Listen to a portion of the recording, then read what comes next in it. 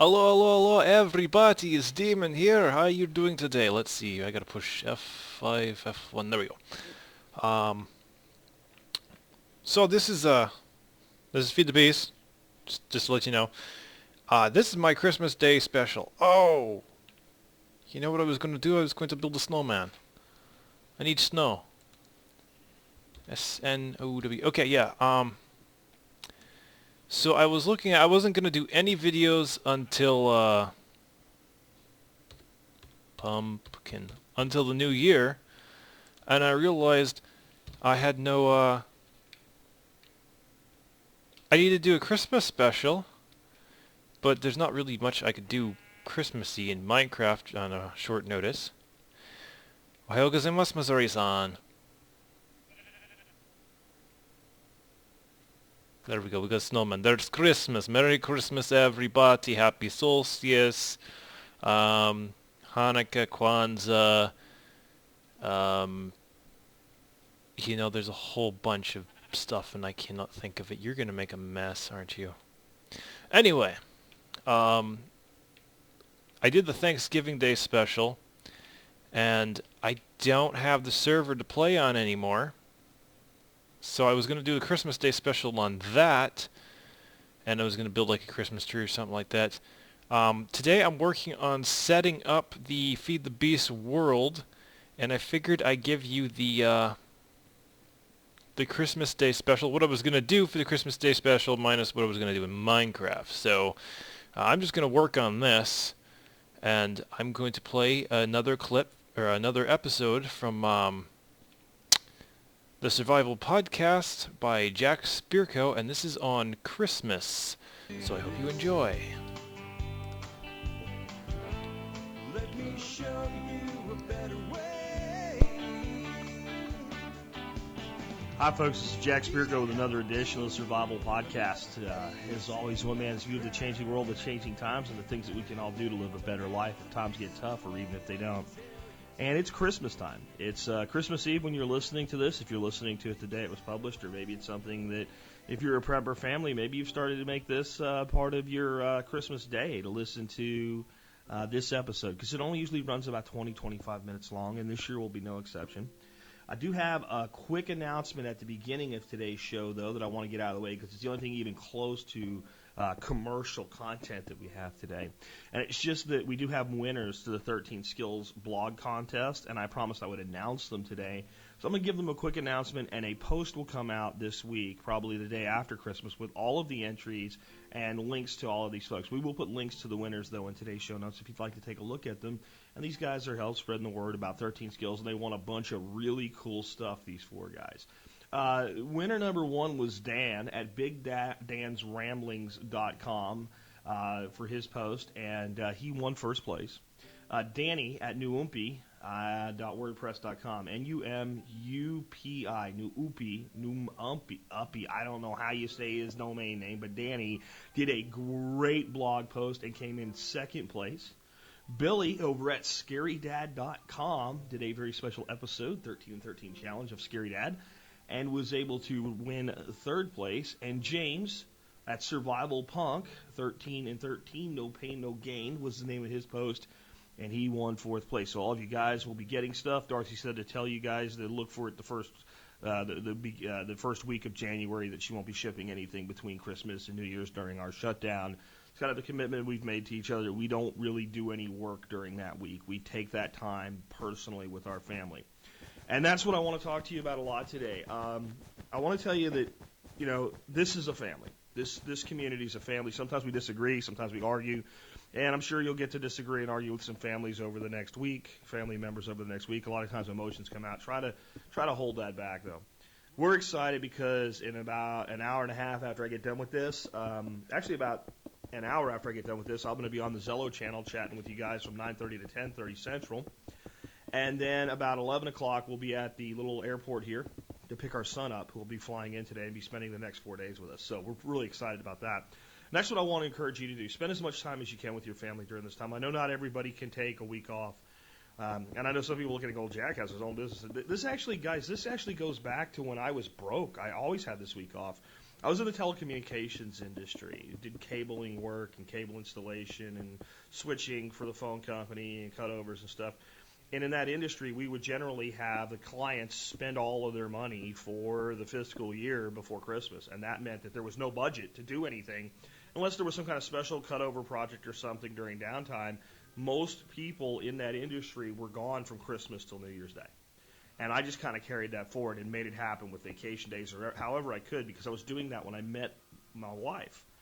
And I always thought how great it was that we were together for not just Christmas, but right through that week, and we could just let everything go.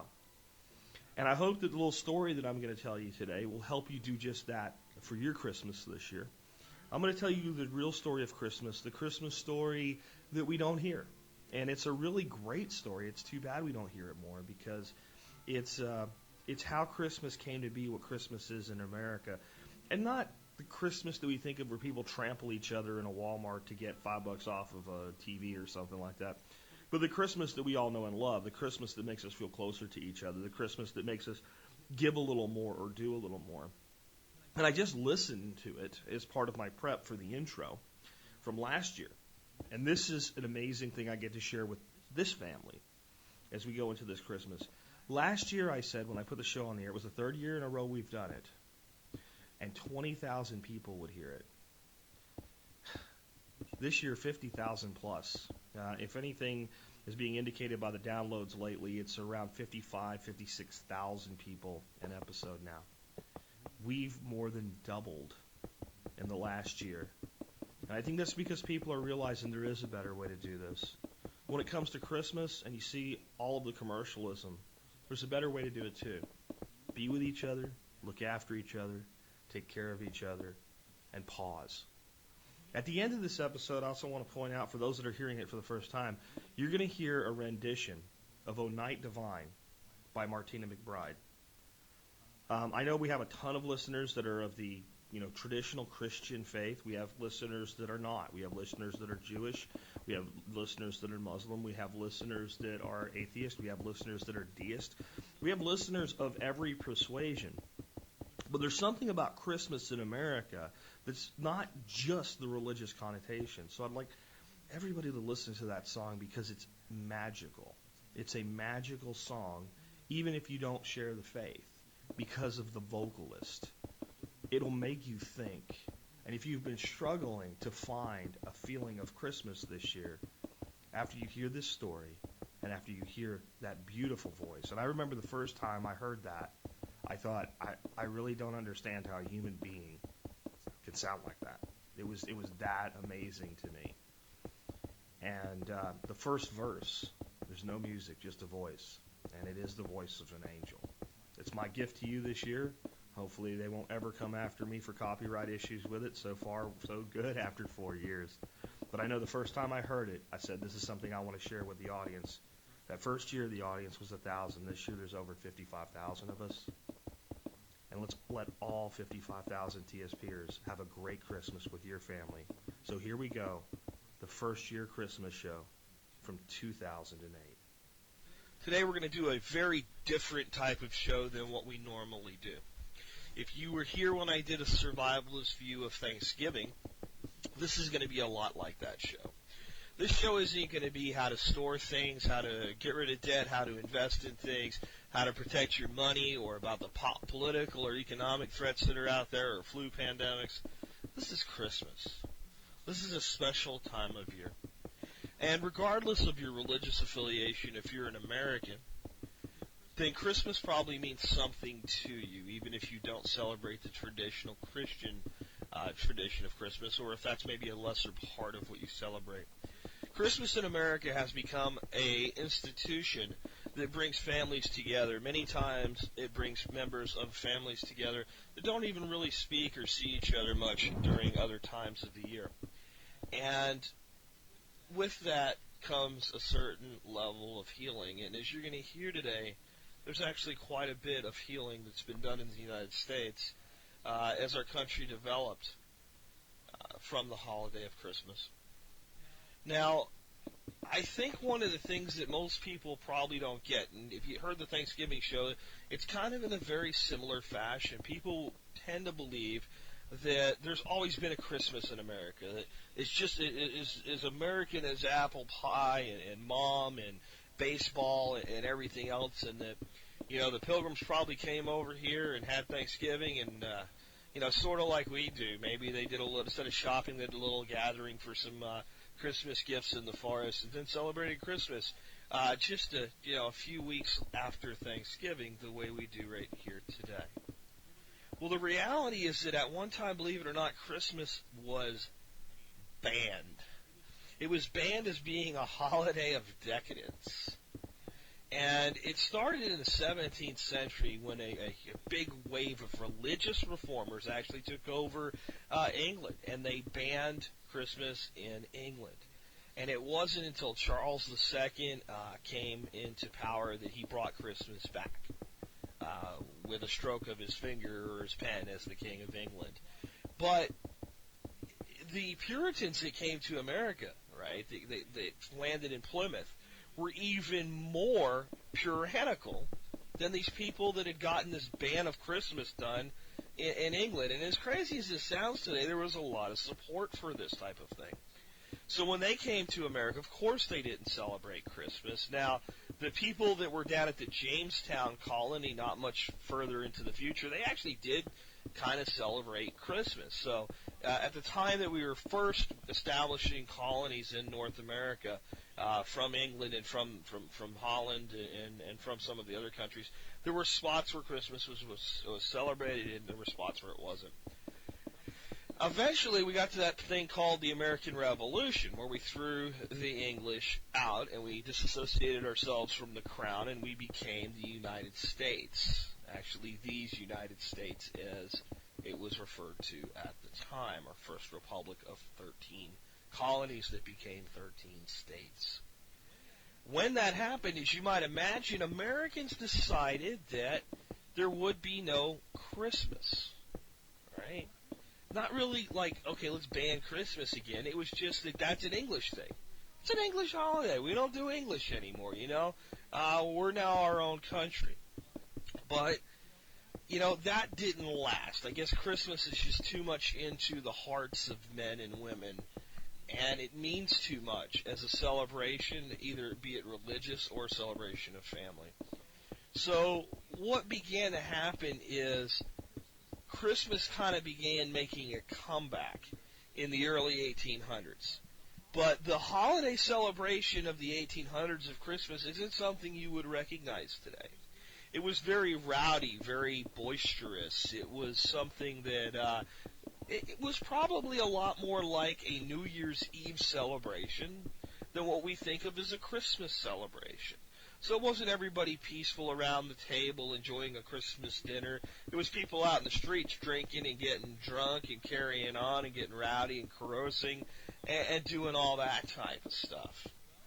Well, right about that time, there came on the scene an author that many people have never heard of. And his name was Washington Irving. And he looked at the situation and what was going on. And the reason it was like this rowdy carnival holiday and all this tension was going on, and a lot of people ended up in jail during this thing, was because, again, we tend to have short memories in the United States. But in the 1820s, we had fought a revolution. We had a few years of true independence. We had to fight basically the War of 1812 up into 1814 was a second revolutionary war. The country was still an infant. And in the 1820s, we had gangs, street gangs and thugs and mafia types. We had a big division between the classes, the wealthy and the poor. We had unemployment. We had rising crime rates. Sound familiar? That was going on then, too. And Washington Irving looked at this and said, this holiday could be something that brings people together instead of something that puts people apart. Now, he was a best-selling author at the time, so if he wrote a book, people would read it.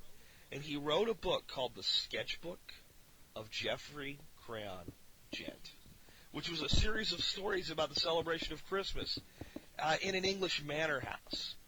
And it talked all about these ancient traditions, family meal, hanging stockings, all kinds of things, many of the things that we do today, is these ancient traditions that had been handed down for years and years and years. Here's the funny thing. Mr. Washington Irving had never probably seen any type of celebration like that. Much of what he described had actually never really been anybody's tradition.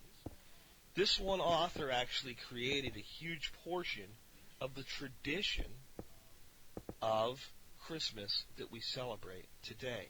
Because when people read it and it said, this is what Christmas was about. When people are in a time of peril, a time of strife, a time of struggle, what do? They like to go back to the safe, peaceful traditions. If you think about it, one of the best watched shows the first month after 9/11 were reruns of shows like I Love Lucy and The Honeymooners. People waxed nostalgia. They went back. They wanted a simpler, more peaceful time. And into this same type of fray, this same type of struggle of a new nation trying to find itself, deeply divided between North and South. This is way before the Civil War, but those divisions were in place already. And Mr. Irving looked at this as an opportunity to bring something special to America. And in fact, before the Civil War, the North and South were divided on more than things like slavery. They were divided on things like Thanksgiving and Christmas. If you remember the Thanksgiving show, I told you that the South celebrated Christmas and the North celebrated Thanksgiving. And the South looked at Thanksgiving as some damn Yankee holiday. Didn't make sense to them. They just didn't celebrate Thanksgiving. And the North also looked down at the South with this Christmas thing and said, what's the deal with this? I mean, some of the first states that actually officially recognized Christmas as a legal holiday were Alabama, Louisiana, and Arkansas. All right? And this was in the period of time like 1836, 1838, that period of time. So by the time the Civil War came around, and even immediately after the Civil War, of course, we looked at, this holiday while wounds were healing, while people had just, killed brother against brother, and said, well, that's a Southern thing or that's a Northern thing.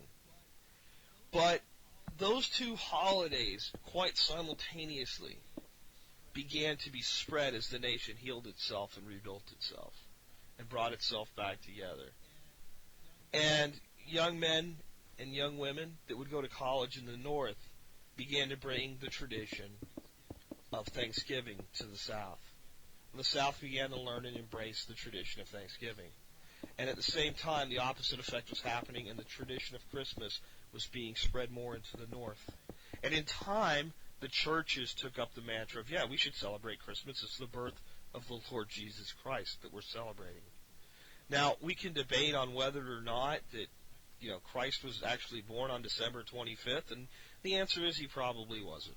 If you read the Gospels in time of a census, and it's actually quite cold in that region in December, if they were going to be doing a census where Joseph was taking Mary to the land of his birth for the census, they would have done it in the spring. So it's probably not when Christ was born, but it doesn't matter. That's when we've chosen to celebrate it if we're of that particular type of faith, because no one really knows the day of the birth. So that's when it was. So churches got on board with it. Sunday schools started teaching it. And into this came one of our most beloved creations, Santa Claus. Santa Claus brought a magic to Christmas that children could expect. And call me crazy, but I believe in Santa Claus, and I think most Americans do, in a way. Santa Claus brought a spirit that was encouraging the giving of gifts, a spirit of anticipation.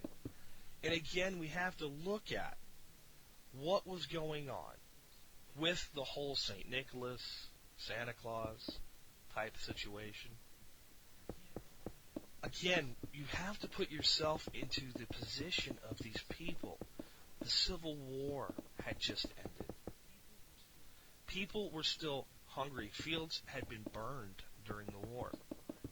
It was a time not of plenty, but of struggle for both the North and the South. The entire industry of slavery had been dissolved, and of course that was the right thing to do, but it did not go without its consequences. You had an agricultural community devastated in the South because the workers weren't there to do the work in the same way that they were before. And you had an entire group of people who had been freed into a life where they weren't really, a lot of opportunities. So, in the cold darkness of winter, and we were still coming out of the grips, folks, of the little ice age here. It was a much colder, darker, wintry time, when people should be holding on to things, when people should be cherishing the little that they had. What came to America was a spirit of giving. Giving to the children first, and then it spread to giving to your fellow man.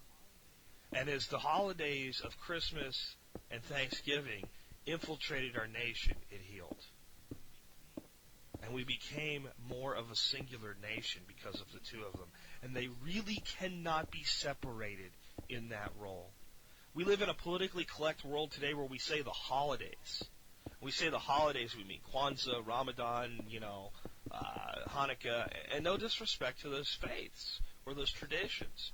But that's not what the holidays used to mean. The holidays was an all-encompassing time at one time in America. It meant America's holidays. And it was Thanksgiving, and the period between Thanksgiving and Christmas, where we'd have a huge feast, and then we would prepare for 6 weeks for a joyous celebration and a spirit of giving at Christmas time. And those two were the holidays. And what does this teach us today as modern survivalists? It teaches us that the things that we fear, the things that we face, the hard times, the hard economies, the riots, the gangs, the class warfare, is absolutely nothing new. And that these holidays brought us through a time when they were actually far worse. And that today we need to view them as people with a modern survivalist philosophy. It's something that can continue to do the same thing. They say there's a time to beat your plowshares into swords and a time to beat your swords into plowshares, meaning that there is a time for war and there is a time for peace. Well, I believe that every year there comes a few times that are times for peace. If your family is struggling, it's still a time to stop, pause, and just be. If you are concerned about some of the things that are happening in the world, it's a time to just let it go and just be and just share. And if you do that, you'll realize that no matter what life challenges come your way, there are a few things that are really important. And they're probably the people around you, near you, or even geographically separated from you now, but they're close to you in blood and in family. And you'll realize that those things are far more important than what the stock market does today. I'm not going to look at the Dow Jones Industrial Average today. I could give a rip where it goes today. I don't really care. I suggest that you don't bother looking at it either. I won't be on Google Finance today, seeing what's going on around the economic world. I won't be listening to any type of alarmist radio. Won't be tuning in to hear anybody tell me how bad the government is. I know how bad our government is. I don't need to worry about it today, and neither do you. What we need to do today is we need to look back across the over 200 years of history when this nation was formed by a group of farmers and hunters and merchants. They collectively came together and created the greatest experiment ever done in the world of democracy and created the most free republic ever known under the sun. And even though we've strayed from that initial wisdom, it is still with us. And we connect back to those very first Americans who fought not one war for their independence but two, and began to collectively heal and bring their nation together and become one people under the holidays of Thanksgiving and Christmas. And even a polarized new nation, each taking its own holiday, eventually blended the two together to create what is honestly one of the most magical times of year. Time of year when the stingiest among us realize it's not good to be a Scrooge, and we go out and we give of ourselves. That's what Christmas is for the modern survivalist. There's only one bit of serious note that I'd like to request from you today. If you haven't done anything for our soldiers, sailors, airmen, and Marines that are overseas, please consider doing something today. It won't get to them. It won't get to them by Christmas. They won't care. They'll simply know that you did. And I think it would be a really good thing, a really good spirit of giving, because you know what? It's those guys that make us able to sit here and complain about the problems that we have with our government. It's those guys that make all of this possible. It's those guys that let a man like me have the freedom to speak my mind on a daily basis to those of you who wish to listen to me. Again, I really want to point out, though, that what this time of year should be about for everybody is a simple pause. Yesterday I talked to you about setting goals. If you started doing that, great. Put the book away. It'll be there on December 26th. From the time you hear this podcast today until December 25th ends and you go to sleep with your family, just be with them. Just be who you are. Just be there for them. Put the priority there. Take time, pause, and realize that's a big part of living the life you want if times get tough, or even if they don't. This has been Jack Spirko with a special Christmas edition of the Survival Podcast. Sin and error hiding till he appeared, and the soul felt its worth. The thrill of hope, the weary world rejoices, for yonder breaks a new and glorious morn. Fall on your knees, oh, hear the angel voices, oh,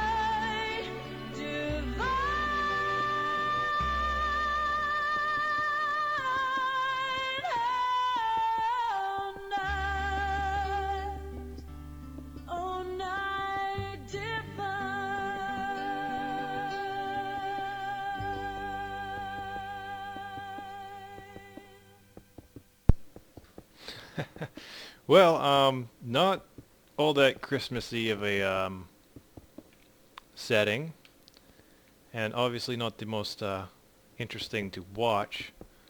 Though usually when I do Minecraft, I don't actually watch the videos. I usually have it playing while I'm playing Minecraft, so I generally just listen to Minecraft videos. I don't know about you guys. Um, this is going to be a project. I'll explain this in the new year. There's an oil well out there. This is going to be good fun. I've already done my Christmas.